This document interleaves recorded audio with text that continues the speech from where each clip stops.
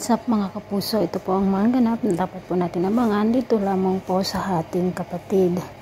Tuluyan na nga pong ipapamana ni Jacinta kay Tyrone ang kanyang mga ari-arian kapag siya po ay namatay mga kapuso, dahil malubhan na nga po ang kanyang sakit na kanser. Samantala mga kapuso, kunwari naman ay liligawan ni Darius itong si Russell, dahil nga alam na niya na si Tyrone ang magmamana dito sa ari-arian ng kanyang kapatid.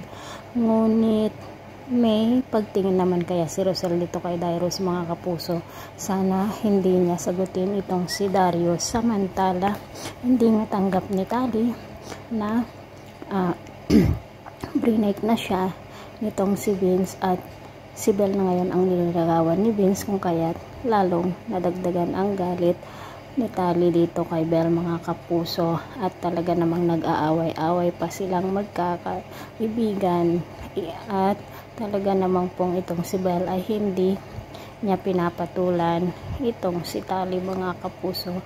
Dahil nga sa pangyayaring ito, sinabi ni Belle kay Vince na dumagdag pa si Tali sa problema niya dito sa kanyang pamilya, kung kaya't mas mabuting umiwas muna sila sa isa't isa.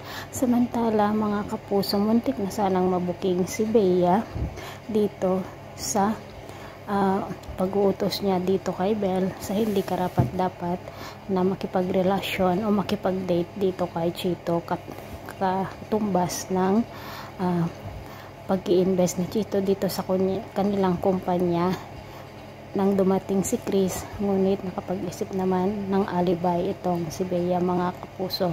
Samantala sa pagkakataong ito mga kapuso, siguradong si Vince at si Chito ay mag-ama, dahil nga sabi nito si Vince ay kinaiinisan niya ang kanyang ama. Mga kapuso, abangan po natin ang kapanapanabik na ganap dito lamang po sa ating kapatid. Maraming salamat. Bye bye.